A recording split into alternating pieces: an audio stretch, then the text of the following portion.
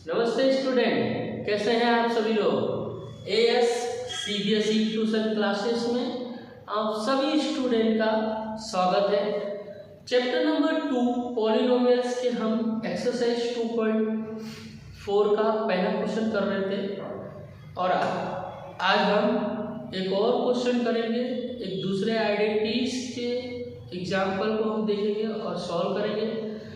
आपको सभी बच्चों को मैं बता दूं, आप मेरा वीडियो देखिए, ठीक है। आप मेरे सारे वीडियो देखिए, सारे क्वेश्चन को देखिए और अपने सारे एग्जाम के पेपर को चेक करिए। ऐसा हो तो आप पिछले 2-3 साल का पेपर देखिए। मैं यहाँ पे जो भी क्वेश्चन करा रहा हूँ, जो भी इम्पोर्टेंट क्वेश्चन करा रहा हूँ, आपको ये सारे ही क्वेश्चन आपको एग्जाम के अंदर पूछे जाते हैं। अगर आपको ऐसा लग रहा हो कि ये वीडियो देखना मेरे लिए गलत है और ये मेरे लिए फायदेमंद नहीं है, तो प्लीज़ ये आप गलत विचार हो। मैं आप सभी बच्चों के लिए, जो भी वीक बच्चे हैं, जो भी एवरेज बच्चे हैं, जो भी 75 तक परसेंटेज लेकर आते हैं, वो सभी लोग मैथ्स को मेरी वीडियो देखिए।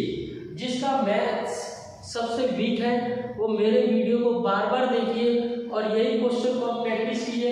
ऐसे ही क्वेश्चन आपको बार बार एग्जाम में आते हैं। अभी मैं चैप्टर नंबर 2 पे हूँ। मैं बहुत ही जल्दी जनवरी तक मैं आपके सारे चैप्टर 12 तक, सारे चैप्टर 12 के 12 के सारे वेरी इंपॉर्टेंट क्वेश्चन मैं आपको दे दूंगा। आपके पास 1 मंथ और 15 डेज मिलेंगे आपको। इस क्वेश्चन को आप बहुत प्रैक्टिस कीजिए। इसी क्वेश्चन को आप प्रैक्टिस कीजिए। यकीन मानिए आपका मैथमेटिक्स के अंदर आपके 90% से ज़्यादा नंबर आएंगे। और मेरे वीडियो को देखिए, बार बार देखिए। और जो पेथापुर के स्टूडेंट है, पेथापुर गांधीनगर के जो स्टूडेंट है पेथापुर के, वो मेरे ट्यूशन क्लासेस को मेरा ज्वाइन कर सकते हैं और मेरा प्रैक्टिकली और आमने सामने फिजिकली मेरे सामने आके, मेरे सामने बैठ के मेरा फ़ायदा उठा सकते हैं और मेरे एजुकेशन का फ़ायदा उठा सकते हैं। और सारे बच्चों को मैं उसी तरीके से पढ़ाऊंगा जैसे मैं वीडियो में भी पढ़ा रहा हूँ। आप आइए, ट्यूशन में आइए, फिजिकली मेरे पास पढ़िए और बहुत ही ज़्यादा, इससे ज़्यादा क्वेश्चन की प्रैक्टिस कीजिए और बहुत अच्छे नंबर लेकर आइए। मैं 4 सब्जेक्ट पढ़ाता हूँ, मैथ्स, साइंस, सोशल साइंस और इंग्लिश। आइए सभी लोग बच्चे, आपका स्वागत है। पेथापुर के सभी स्टूडेंट जो भी सीबीएसई और जीएसईबी इंग्लिश मीडियम के बच्चे हैं, आइए। सबसे लोवेस्ट फीस मैं लेता हूँ पूरे पेथापुर के अंदर, जो सीबीएसई और जीएसईबी इंग्लिश मीडियम के बच्चे हैं। ध्यान से आइए। सत्यम कॉम्प्लेक्स में मेरा ट्यूशन क्लासेस है। आप आइए। चैनल पे आपको मेरा सारा डिटेल्स मिल जाएगा। डिस्क्रिप्शन में आपको मेरा कॉन्टैक्ट नंबर मिल जाएगा, कॉल कीजिए और आइए। चलिए ये क्वेश्चन देखते हैं क्या है। ये देखेंगे y² + 3/2, y² - 3/2 दे रखा है। तो इसका मतलब ये कोई आइडेंटिटीज दे रखी है। अभी आपने आइडेंटिटीज देखी होगी, x² - y², ठीक है। इसका हमने देखा था x + y, x - y। ये आइडेंटिटीज देखेंगे आप, इसी तरीके से लिखा है। दोनों के जो वेरिएबल और जो भी टर्म्स है वो सेम है। तो हमें क्या करना है कि इस वाले फॉर्मेट में हमें ये करना है। तो ये जो वैल्यू है हमारा, वो हमारा a है, ये हमारा b है, ये हमारा a है, ये हमारा b है। कई बच्चे x एंड y को नहीं पुट करते हैं, तो आप इसको ऐसे भी कर सकते हो, a² - b। तो a + b और a - b। कई बच्चे इसमें कंफर्टेबल करते हैं a² b² में फॉर्मूला याद करने के लिए। तो चलिए इसको सॉल्व करते हैं। तो अब ये y का स्क्वायर है और y का स्क्वायर चला जाएगा, ठीक है। अब +3/2, अब देखेंगे प्लस है, यहाँ पे माइनस है, तो हमें माइनस ही लगाना है। और 3/2 का हमें 4 स्क्वायर। अब देखेंगे इसको देखेंगे तो इस दोनों को हमने इंटू कर देना है। आपने एक्सपोनेंट्स का देखा होगा, एक्सरसाइज 1.4 में मैंने सारा एक्सपोनेंट्स का फॉर्मूला जो आइडेंटिटीज थे उससे ही मिलता जुलता है।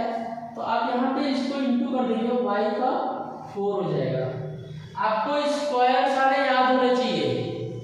कई बच्चे 9th में होते हैं जिसको स्क्वायर तक याद नहीं होता, कई बच्चे 9th में होते हैं जिसे 15 तक भी टेबल नहीं आता है, 9 का टेबल नहीं आता है, 8 का टेबल नहीं आता है, 6 का टेबल नहीं आता है। और पेरेंट्स क्या बोलते हैं, बच्चे को अगर 8 का टेबल नहीं आ रहा है, 9 का टेबल नहीं आ रहा है, 10 का टेबल नहीं आ रहा है, तो पेरेंट्स क्या बोलते हैं मालूम है कि कोरोना था, कोरोना की वजह से मेरे बच्चे को ये सभी चीजें नहीं आते, रीडिंग नहीं आता है, पढ़ने नहीं आता है। अरे आपका बच्चा आपके घर पे था, कोरोना 2021 में खत्म हो चुका था, 2021 चला गया, 2022 चला गया, 2023 चला गया, 23 में आके पेरेंट्स मुझे 2 साल के बाद बोलता है कि मेरे बच्चे को 8 का टेबल नहीं आ रहा है, उसका कारण है कोरोना।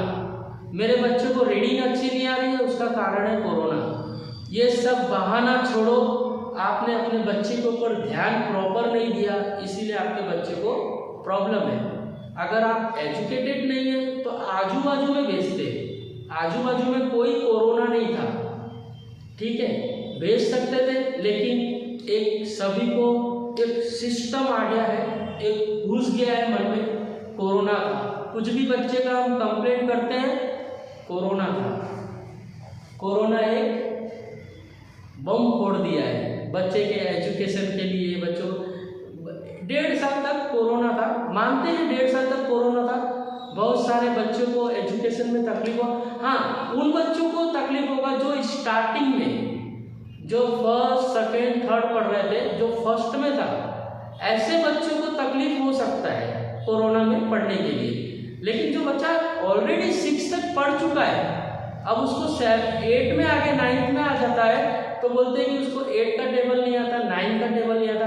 ऐसे बच्चे को क्या बताएं हम, पेरेंट्स बोलते हैं। और घर पे पेरेंट्स ध्यान नहीं देते, घर पे पेरेंट्स को ध्यान देना चाहिए। ट्यूशन ही नहीं है, ट्यूशन कोई ऐसा चीज नहीं है जो चटनी बना दिया या पानी में शक्कर मिला के घुला के पिला दिया कि उसके परसेंटेज अच्छे नहीं। कम से कम अगर अच्छे नंबर लाने हैं बच्चों तो ट्यूशन के अलावा घर में आपको 4 आवर्स पढ़ना ही पड़ेगा।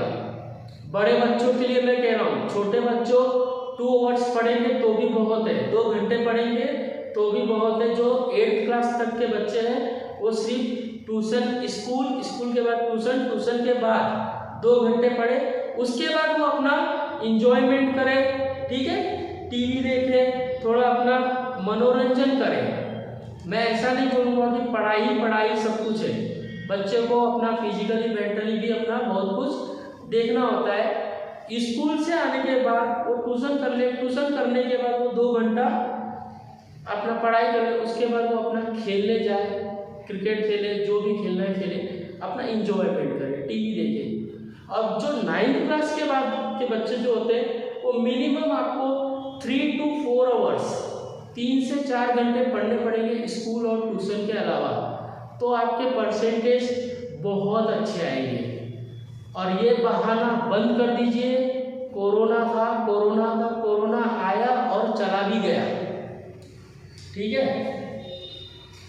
y का 4 और माइनस, अब 3 का स्क्वायर क्या होता है, 3 3 जा 9, 2 2 जा 4, यही आपका आंसर है, ठीक है। ध्यान से देख लीजिए, स्क्रीनशॉट ले लीजिए और ऐसे ही क्वेश्चन का प्रैक्टिस कीजिए। क्वेश्चन नंबर 1 जो मैंने आपको पूरा करवा दिया है, ऐसे क्वेश्चन का बार बार प्रैक्टिस कीजिए।